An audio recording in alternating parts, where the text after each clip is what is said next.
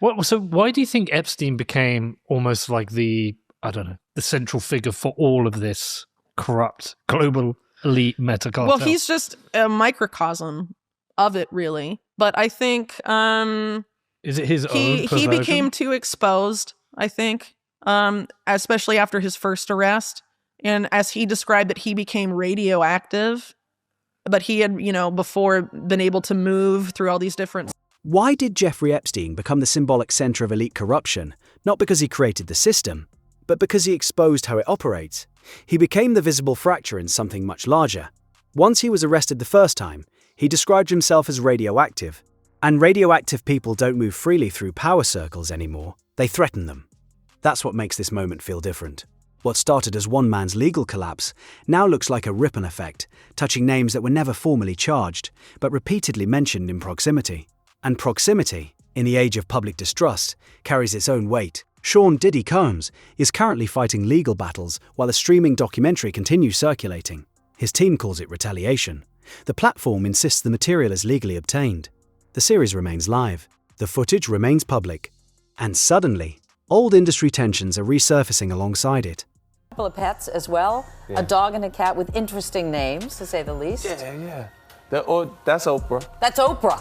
Yeah. Okay. Curtis, 50 Cent Jackson's involvement as an executive producer, reframes the conflict as more than business. It feels personal. Competing narratives are forming in real time. Who controls the story? Who gets the final word? And who survives public exposure? And then there's Oprah Winfrey. Not accused, not charged, not formally implicated, yet her name keeps appearing in conversations about proximity, about who shared stages, platforms, and influence before other figures fell. That repetition fuels speculation. Historically, Oprah has built one of the most resilient brands in modern media. She has publicly condemned certain disgraced figures. She has distanced herself from others after revelations emerged. Critics, however, question whether influence sometimes operates quietly rather than visibly, through gatekeeping, access, and selective amplification. Past controversies resurface whenever new scandals erupt. The South African school incident, public praise of João Teixeira de Faria, John of God, years before his convictio. None of these resulted in legal findings against her. But in an era defined by distrust, patterns matter as much as proof. The release of heavily redacted Jeffrey Epstein documents reignited public frustration over elite accountability. Names withheld, pages blacked out, legal explanations offered. Emotional skepticism remains, and when audiences see powerful individuals repeatedly adjacent to scandals yet untouched by fallout, questions naturally form, even without evidence of wrongdoing. That doesn't prove coordination, it reveals perception. Hollywood operates on access. Influence is rarely loud. Careers don't always end with confrontation. Sometimes they fade quietly. Doors close, invitations stop, momentum stalls, and nothing actionable ever lands on paper. Is that conspiracy, or simply how power ecosystems function? The most unsettling part isn't any single allegation. It's imbalance. When some figures collapse instantly, while others remain insulated, observers don't just ask who did what, they ask who survives, and why. Philanthropy, media ownership, production deals, and cultural authority create layers of insulation. High-profile humanitarian work generates public goodwill. That goodwill often acts as reputational armor. Whether deserved or not, it shapes perception during controversy. And perception in modern media is half the battle. The broader issue isn't about one celebrity. It's about structural power, gatekeeping, narrative control, the quiet agreements that determine who gets platforms and who doesn't. When comedians like Cat Williams frame it as systemic gatekeeping, some dismiss him. Others privately admit the industry runs on invisible levers. No smoking gun. No master list. No courtroom verdict tying everything together. Just recurring proximity, recurring survival, recurring silence. And silence in a moment of mass exposure feels louder than ever. So the real question isn't whether a single individual is guilty or innocent. It's whether it counters. That there would be a list does defy common sense for any common criminal. Why would you maintain your own evidentiary criminality? But to Jason Chaffetz's point, that doesn't mean there aren't clients. Just because there might not be a list doesn't mean there are not clients. And Ghislaine Maxwell could be put to the test on naming the names, creating the list after the fact of people that she saw. Because once people begin noticing asymmetry, trust erodes. And when trust erodes, even coincidence starts to look intentional. That's the tension bending the story in real time. Here's a more intense cinematic expansion. Still grounded in perception and power dynamics, rather than direct accusations, at some point the focus stops being about individual scandals and starts becoming about structural survival. Jeffrey Epstein didn't become infamous simply because of his crimes. He became symbolic because his case cracked open the question of who else knew, who else moved in those rooms, and why so few reputations collapsed alongside his. The mystery wasn't just criminal, it was social. How did someone so embedded in elite circles operate for so long without visible rupture? That question lingers. Now fast forward to the present. When a major figure like Sean Diddy Combs faces legal turmoil, the industry response isn't just legal, it's strategic. Documentaries drop, counter-narratives emerge, public statements are crafted with surgical precision, streaming platforms stand firm, rivals resurface. Old grievances reactivate. It feels less like chaos and more like a chessboard. And on that board, some players fall fast, others remain untouched. Oprah Winfrey represents something unique in that ecosystem. She is not simply a celebrity, she is infrastructure. Media, publishing, philanthropy, political influence, cultural validation. For decades, appearing on her platform meant legitimacy. Being excluded sometimes meant the opposite. That kind of influence doesn't require overt action. It operates through gravity. So when multiple fallen figures once shared space, events or endorsements with her, observers don't necessarily assume guilt. They notice durability, and durability in a collapsed culture stands out. Think about how reputation normally works in Hollywood. One misstep can end careers. One allegation can freeze projects overnight. Yet certain brands demonstrate extraordinary. Wrong, they're suddenly going to be in the spotlight. And that's just a kind of a strange scenario that we're finding ourselves in. As to why they released it, I mean, look, the grand jury materials, I think, were kind of properly protected by a judge who said, no, it's not enough just that the world's really excited and wants to know kind of scurrilous details about Epstein and Maxwell. The judge, I think, properly respected the statutory protections we have. Silence becomes strategy. And in an era fueled by social media, silence can feel louder than denial. Add to this the environment surrounding redacted documents tied to Jeffrey Epstein. Hundreds of thousands of pages released, yet heavily blacked out. Legal explanations provided, but public trust, already fragile, doesn't respond well to black ink. When transparency feels partial, imagination fills the rest. That's how ecosystems of suspicion form, not from confirmed evidence, but from perceived asymmetry. If exposure appears selective, people assume protection exists somewhere. Then there's the gatekeeping conversation. Comedians like Cat Williams have framed Hollywood as a tightly controlled hierarchy where certain voices decide who thrives and who fades. Monique has spoken about career consequences after refusing unpaid promotional demands. 50 Cent has referenced being denied platform access early in his career.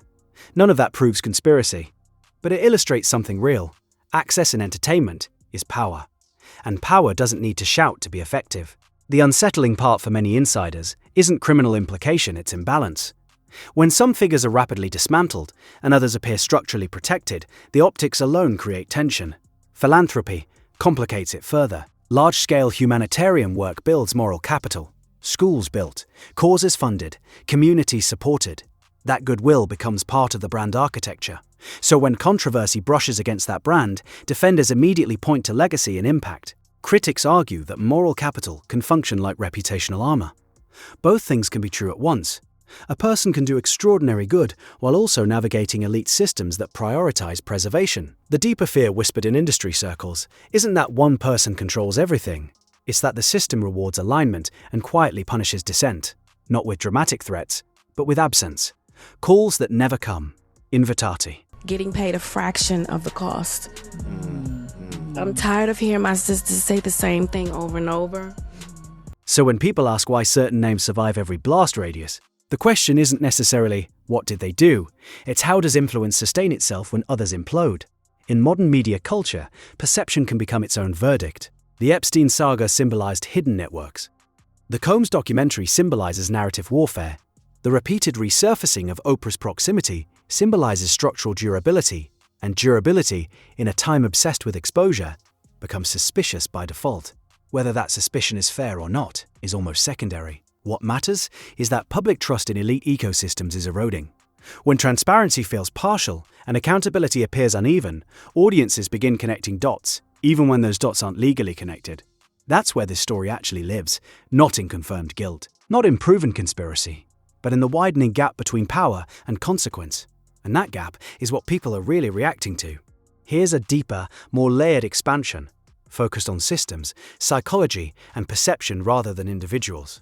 At the heart of all of this is not a person, it's a pattern.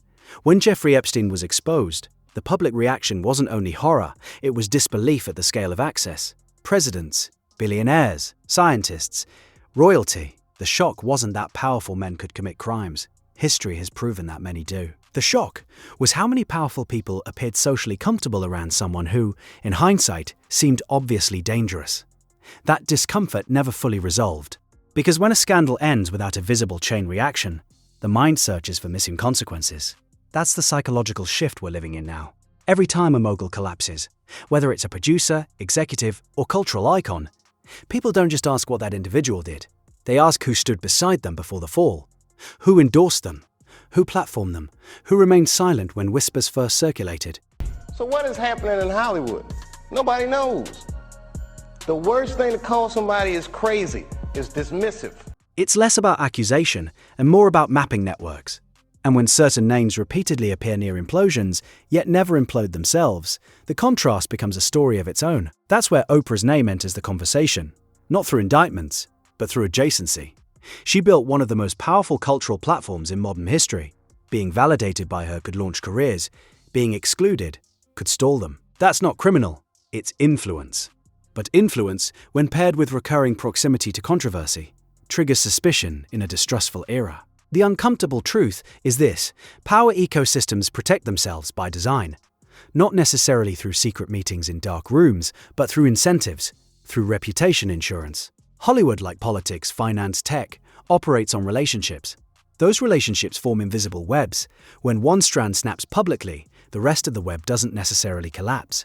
It absorbs the shock. That absorption can look like protection. Consider how narrative control works. When a powerful figure is accused, three forces immediately activate: legal containment, public relations framing, ally silence, or distancing. The public sees statements and headlines. What they don't see are the private calls, the strategic consultations, the weighing of risk versus loyalty. Now layer in philanthropy. Large-scale charitable work builds what could be called moral equity. Schools opened, communities supported, movements amplified. That equity accumulates over decades. When controversy brushes against that reputation, defenders instinctively cite the positive impact. And because elite systems are inherently opaque, no one can fully prove or disprove the broader structure. That's why imbalance becomes the real tension. When some public figures are rapidly dismantled while others navigate turbulence untouched, the optics alone fuel narrative escalation. Even if there is no hidden protection, the app. Justice Department has finally released some of the highly anticipated Epstein files. More than 300,000 pages of documents related to the late convicted offender were made public today. They include photos, flight logs, grand jury testimony, and a lot of heavy. Trust is the true currency here. Once audiences believe consequences are selectively applied, every silence becomes suspicious, every delayed statement becomes strategic, every resurfaced photo becomes symbolic. That's how proximity transforms into mythology. And mythology spreads faster than fact. Another uncomfortable layer: gatekeeping doesn't require conspiracy, it requires scarcity. There are limited platforms, limited deals, limited green lights. The people who control access inevitably shape outcomes. Over time, that shaping can look like favoritism or suppression, depending on perspective. Is that corruption, or is that hierarchy? The answer depends on where you're standing. What intensifies the current moment is cumulative fatigue. The public has witnessed financial crises, political scandals, tech privacy breaches, and entertainment industry abuse revelations within a relatively short historical window. Confidence in elite institutions is already fragile. So when heavily redacted documents surface, or when streaming platforms defy legal threats, or when former insiders describe quiet career retaliation. Well, it is a Pandora's box in a way. Yeah, sure. Because basically, if you go, as my books show, if you go as deep as I went in writing those two books, and you could certainly go deeper, it basically shows that, the world is basically run by a meta cartel. It all lands in a pre-existing climate of skepticism. In that climate, even neutral facts feel loaded. The real fear beneath the speculation isn't that one celebrity secretly runs everything. It's that elite ecosystems, across industries, operate by unwritten rules that prioritize preservation over transparency. And once people sense preservation, they start searching for architects. Sometimes there aren't architects, sometimes there are just incentives, but incentives can create outcomes that look indistinguishable from coordination. That's the unsettling space we're in, not proven conspiracy, not confirmed innocence, but an expanding awareness that power rarely collapses evenly. So the story isn't bending because of one documentary, one mogul, or one adjacent name. It's bending because audiences are recalibrating how they interpret influence itself. And once that recalibration